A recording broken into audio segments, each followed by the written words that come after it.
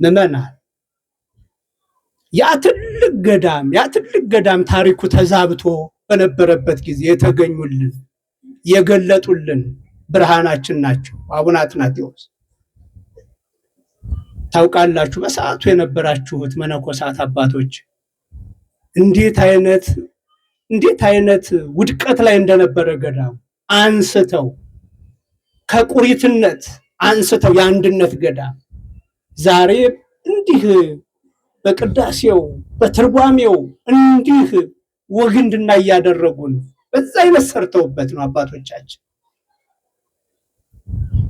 ያ የቀደመ ታሪኩ የሊቃውንቱ ማዕከል እንዲሆን አራቱን ጉባኤያት በዚህ መልኩ አዘጋጅተው አደራጅተውልን ይኸው ዛሬ በብሉይ ኪዳን በሐዲስ ኪዳን በሊቃውንት በመጻሕፍተ መነኮሳት አራቱ ጉባኤያት ማለት እኒህ ናቸው። ምዕመናን እኒህ ናቸው። ብሉይ ኪዳንን ሐዲስ ኪዳንን እናት መጻሕፍት የሚባሉት ምንጮች የሚባሉት የህይወት ምንጭ የሚባሉትን ብሉይ ኪዳንን ሐዲስ ኪዳንን ናቸው ዛሬ ተምረው የተመረቁልን።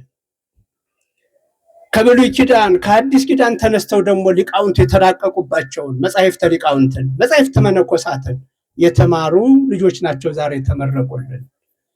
ይሄ ለዚህ ገዳም የመጀመሪያ ስራው ነበር። ይሄን ማድረግ የአቡነ ኢየሱስ ሞዐ የዕለት ተዕለት ስራ ነበር።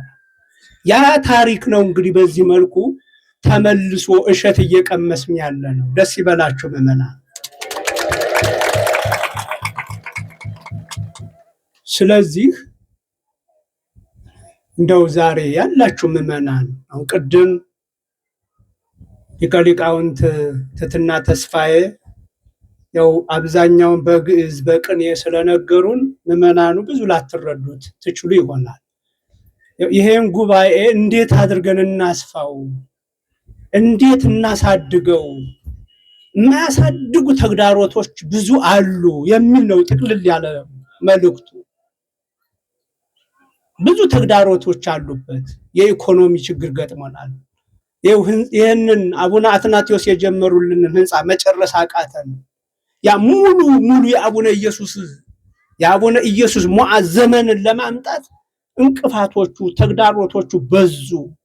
እንቅፋቶቹን የሚያነሳ ሰው ፈልጋለሁ፣ ተግዳሮቶቹን የሚያስወግድ ሰው ፈልጋለሁ ይላል ጉባኤ ቤታችን ነው ሲሉን የነበር።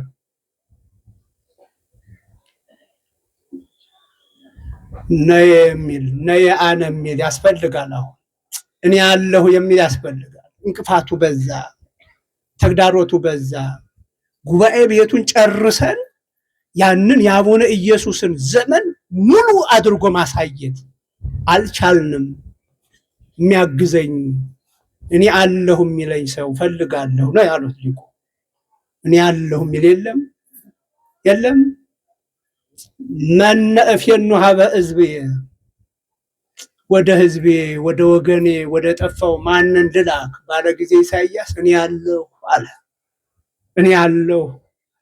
ዛሬስ ምዕመናን ይህንን ህንፃ ቤተ ጉባኤ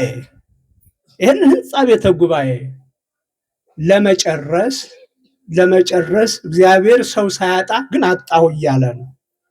እኔ አለሁ የምትሉ የላችሁ? እኔ አለሁ እጨርሰዋለሁ፣ የአቡነ ኢየሱስ ሞዐ ዘመንን አመጣዋለሁ፣ አንተ በረዳህ ልክ የምትል የለሽም? አላችሁ የላችሁም?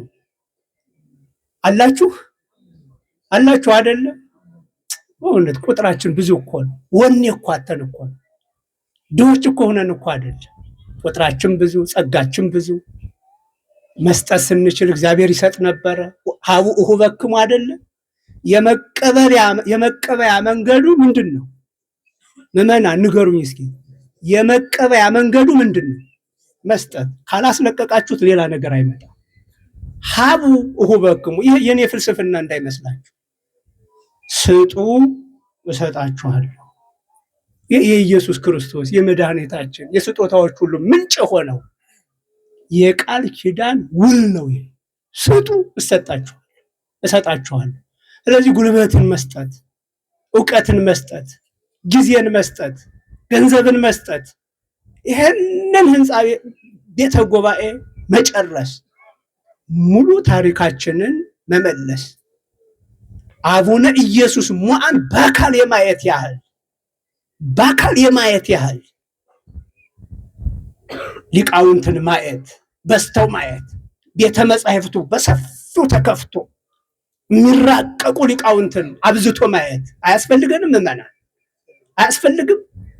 ልክ እንደ አቡነ ኢየሱስ ሞዐ ትልቅ ጉባኤ ቤት ላይብረሪ ከፍቶ መጻሕፍቱን በየአይነቱ አስቀምጦ ብሉ ማለት፣ እችን መጽሐፍ ብላት ማለት፣ ተማሪውን አይምሮ እንዲሞላ ማድረግ፣ ይህን ዘመን ለመታደግ፣ በዚህ ዘመን ቤተክርስቲያንን ለማሻገር ይህን ስራ መስራት ያስፈልገናል። ምዕመናን ግድ የላችሁም፣ ተነሱ።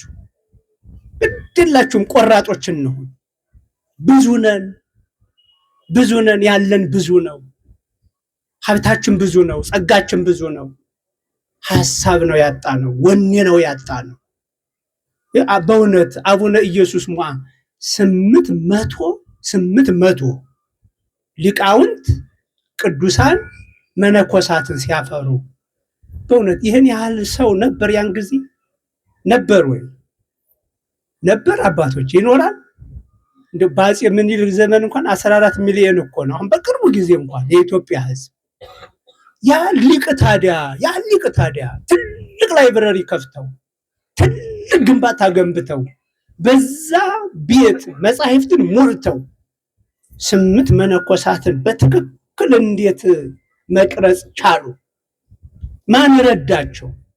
ያሉት 10፣ 15፣ 20 ምዕመናን አግዘዋቸው እኮ ነው ከእግዚአብሔር ጋር። አሁን በዚህ ቦታ ላይ ስንት ምዕመናን አለ? ስለዚህ ምዕመናን እንደው አሁን ይሄን አድርጉ አልላችሁም፣ ለህሊናችሁ ቃል ግቡ። እናንሳው፣ ይሄን ጉባኤ፣ ይሄን ታሪክ እናንሳው። ይሄን ታሪክ ከተቀበረበት እናንሳው። አቡነ አትናቴዎስ መንገድ አሳይተውናል፣ ፍንጭ አሳይተውናል፣ ልጆቼ ይሄው ብለውናል። ስለዚህ እኛ ልንቀጥል ይገባል። ትልልቅ አብያተ ክርስቲያናትን እንደምንገነባ ሁሉ ትልልቅ ጉባኤ ቤቶችን፣ መንፈሳዊ ትምህርት ቤቶችን መገንባት ይገባናል። በዚህ መልኩ ይህንን ስራ ልናስቀጥለው ይገባል ለማለት ነው። አይዟቸው ሊቃውንት፣ እግዚአብሔር ይረዳናል። ብቻ እናንተም አሁን ወተአቀ እስከ እመጽ በአንብቦ፣ ልብ በሉ፣ በአንብቦ ወበምሂር ወበገስጾ ወበጸልዩ።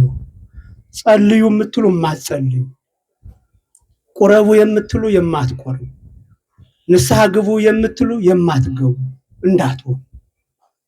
አያችሁ ልጁን ጢሞቴዎስን በማንበብ በምሂር በቃ የአንብብ የሚለው ሁልጊዜ ተዘጋጅ። አንብብ፣ አይምሮህን ሙላው፣ ጭንቅላትን ሙላው ማለት በማንበብ በማስተማር በመገሰጽ የጸሎት ህይወትን በማሳደግ እችን ቤተክርስቲያን አብረን ልንታደጋት ይገባል ለማለት ነው። እግዚአብሔር ከሁላችን ጋር ይሁን። ሐይቅ ኢየሱስ፣ ሐይቅ እስጢፋኖስ ሲታሰብ ይሄ ነው ምዕመናን። እሺ በርቱ፣ ይሄን ታሪክ አብረን እናንሳው። እግዚአብሔር ቢፈቅድ ባለፈው ተጀምሯል። ቅድም ያላችሁት የሰማችሁት የገንዘብ መጠን ቃል ተገብቶልናል። እኔም ነበርኩ፣ ግን ያው እንደሰማችሁት ነው። ሲጨበጥ ብዙ አይደለም። ይሄንን አንድ ጊዜ ደሴ ላይ አዘጋጅተን እኛ ብንወያይበት መተካት እንችላለን። ተዘጋጁ። እግዚአብሔር ያዘጋጀን። እግዚአብሔር ከሁላችን ጋር ይሁን። ወስብሐት ለእግዚአብሔር። ለጸሎት እንነሳ።